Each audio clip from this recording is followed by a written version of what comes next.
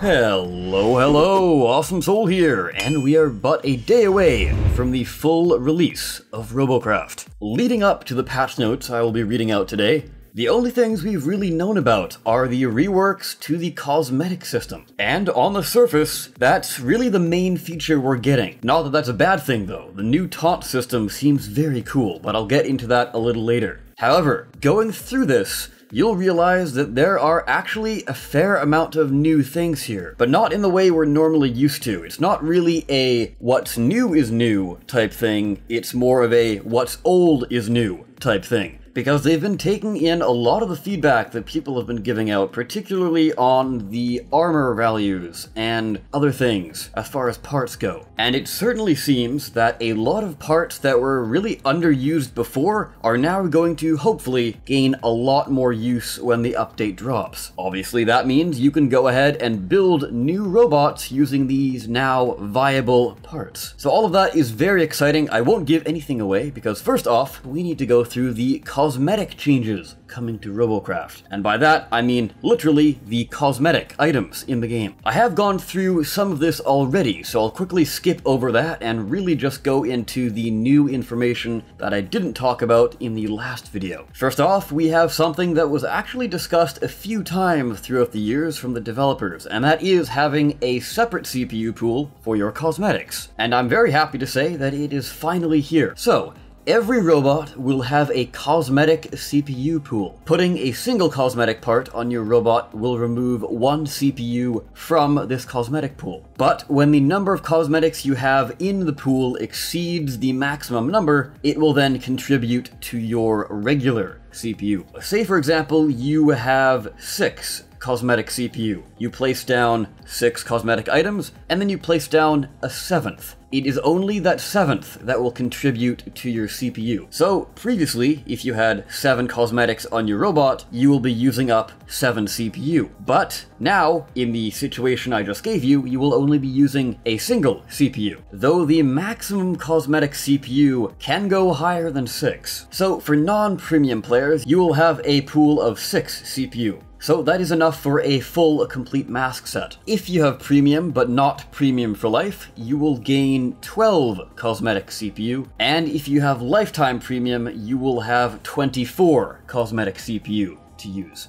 Of course, saying that though, there are going to be people saying it's pay to win, even though this is a completely 100% cosmetic-only system. And yes, I know it is a little unfortunate that not everyone can get the maximum CPU pool, but you have to remember, this is a free-to-play game. They do need to make their money somehow, because if they don't get money, then that means you, a free player, will not be able to play because there will be no game anymore. And a little tangent here. The other thing that I have to point out is I've heard a lot of people saying that, oh, you know, as a free player, we don't get enough. Obviously, that's not everyone, that's a select few amount of people. And that's really for any free-to-play game out there. But you have to realize the fact that you are able to play a full and complete game for free is what you're getting. With the rise of free-to-play games as of late, a lot of the younger generation aren't really familiar with not having free-to-play games available, so they just kind of take it as the norm. Anyways, tangent aside, going back to the cosmetic CPU, if you want to figure out how much CPU you're using for your cosmetics, it will be available to you in the robot's stat panel when building, obviously. The next new feature we have is one that's actually pretty cool, and one that I speculated on and actually got completely wrong, actually. For starters, I figured that you would get a taunt when you actually got a kill, but no, you can use the old spotting key to taunt as much as you'd like. Though my guess here, much the same way that the map pings have a cooldown, you will probably have a taunt cooldown as well, so you can't spam it constantly. And the other thing I was kind of curious about is, would you have to make it in the full correct placement? I.e. have the mask designed the way FreeJam intended it to, or could you use custom mask designs, or just spread them throughout the bot. And it is now confirmed that you do indeed need to actually place it as they intended it to. So if you want the eagle mask, you have to make it look like the actual eagle mask. And something that's really cool now is that when you actually build a mask in the proper configuration, they gain a special glowing fire effect to them. The only actual visual we have so far is that of the eagle mask, which glows a sort of golden yellow orange kind of color. Perhaps the other mask masks will glow different colors, or maybe it changes slightly depending on what color you have your mask painted as. Either way though, I think this is a really cool feature. And if you would like to get a little preview of what all of the taunts sound like, you can go ahead and follow one of the links in the description, and it will take you to a SoundCloud playlist with every single one of the taunts. Some of them sound pretty badass, while others sound a little odd, especially the football one. Not odd in a bad way, more odd in a comedic way. The other thing detailed in these patch notes are the early access player rewards, but if you watched the last video I did, you will remember that we covered all of this entirely. So I'll skip over that for now, but if you haven't seen it, go ahead and click back on the last video. From there, we can go into the improvements section. So the play menu user interface has been updated. They did not provide a picture for us, so we're just gonna have to wait for the update to see what it looks like. What I'm pretty sure this is the screen where you select which game mode you want to play. The other thing they tweaked is something that many people will be very happy about. I have seen time and time again people complaining that the CRF is broken, the CRF doesn't seem correct, and this was because the old filter they had on by default. Now the default filter will be most bought, and therefore the actual most popular robots. This should be a much better site for when you load up the CRF, and then you can go ahead and filter by price, etc. Also, all of the glass cubes have been moved from the cosmetic section to the chassis section. This means you can still craft as many glass cubes as you would like, because they are no longer cosmetics. And as you know, cosmetics are going to be no longer craftable. This is also a really good thing because, as we'll learn a little later, all items in the cosmetic category after this update, so this means that the glass cubes will still have their armor value, which is definitely a good thing for people who like to make cockpits. From there, we go into the balance changes, and this is what I was talking about. What's old is new again, or viable again, I guess. The big one here, Sprinter Leg Perseus and Sprinter Leg Hermes base speed has been increased from 160 to 180, and I cannot be more happier. That's not the end for the buff to Sprinter Legs though, but that comes in a section a little later. So yes, very pleased by this. This is putting them back on par to where they were prior to the last few updates, and it will definitely give them their niche back. And not only that, actually make them usable, because the regular mech legs kind of outshined them in pretty much every way. Of course though, the update is not actually out, so I haven't tested it. But just going off of the numbers, on paper, this sounds like a definite good thing. Another item that I had a big problem with was the chain splitter and the chain shredder. They have had a slight rework to them. So the chain splitter and chain shredder damage per shot has been decreased by 10%. Yes, you heard me right. Decreased by 10%. However, the chain splitter and chain shredder energy per shot has been decreased by a pretty substantial 19%. So in a way, I guess you could say this is kind of a 9% buff overall to the shredder weapons. Though you do have to remember, weapons that use less energy tend to feel like they have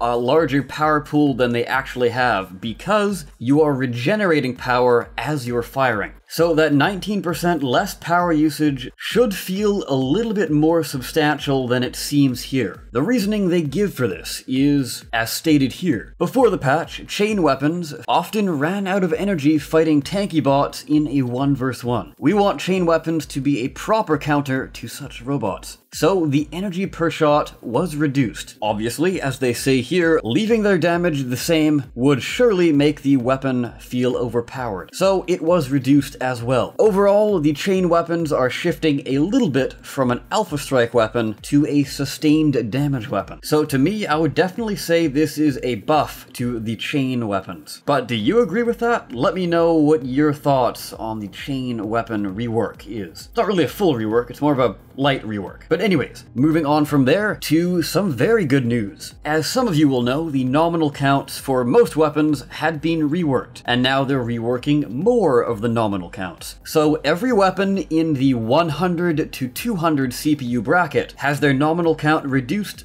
from 4 to 2. So that's things like PSKs, ion destabilizers, and chain splitters, etc. The only real weapons in this category that were having a bit of a problem were the small ions and the Proto-Seeker. Now that you don't have to spend an insane amount of CPU to reach the full fire rate, it should make them a bit more viable, though I'm not sure they're going to be used too much. I think they still need a little bit of work. On top of that, all of the weapons in the 200 CPU bracket and above now have a nominal count of 1. So this means if you're packing 2 laser leviathans and one gets shot off, you're still going to be firing at the full fire rate. Some other changes that I'm sure many people will be rather pleased by are what I can only assume they're doing to curb the whole cube spam tank problem. What they plan on doing is that the health for common chassis cubes, aka the health cubes, has been increased from 1,200 to 1,350, but the health boost on them has been decreased by 0.075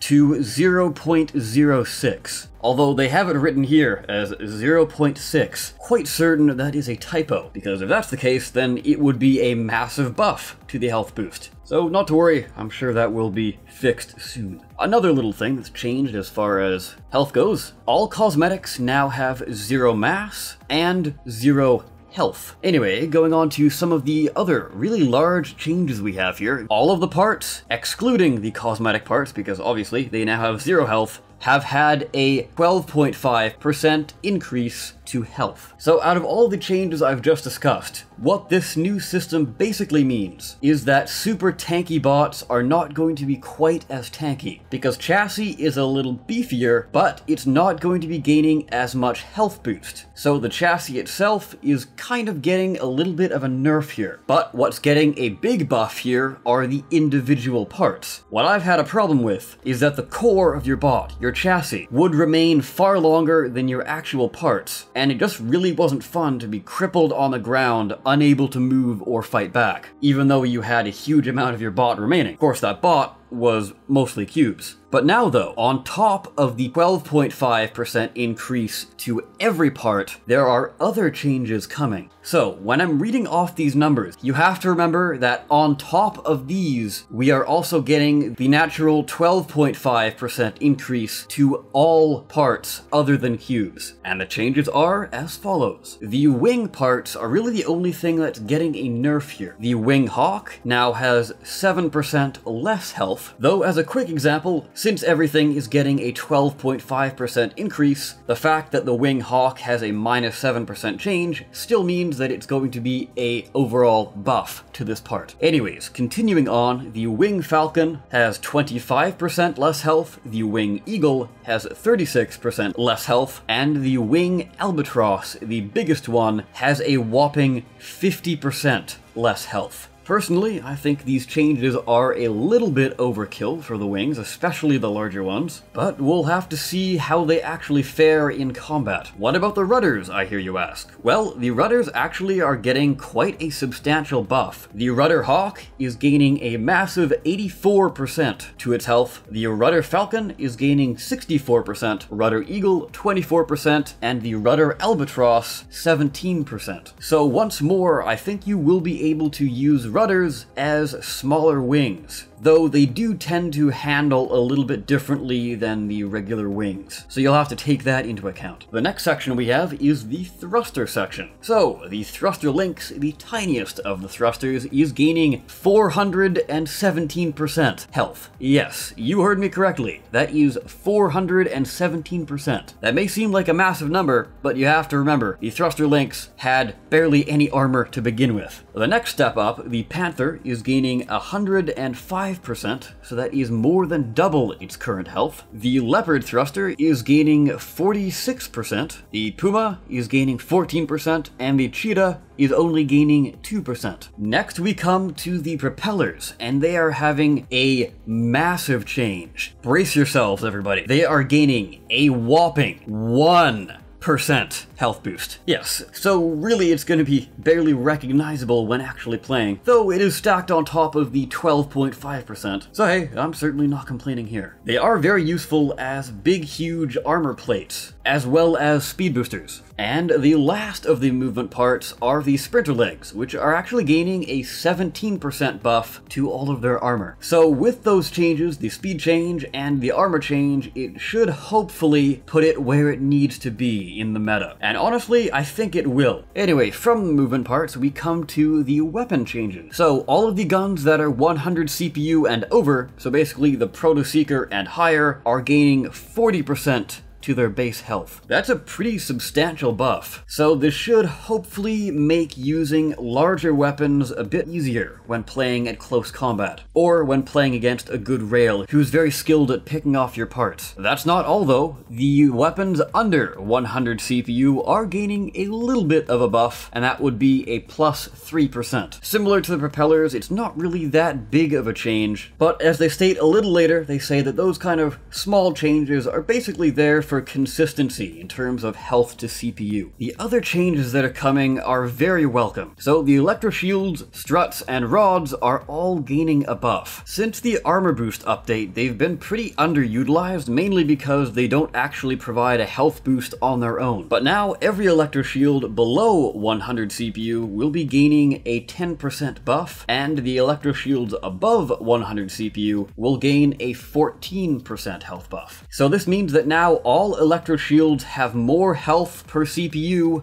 than that of the regular chassis cubes. So combining electro shields with a decent health boost percentage will make your bot pretty tanky. And all of the struts are gaining a 10% buff, and all of the rods are gaining a 14% buff. As they state in the article, those are now on par with the health of chassis cubes, except they are still lighter, so they'll still be very useful when making aircraft. And last but not least, all of the modules in the game are gaining a substantial boost of 25%.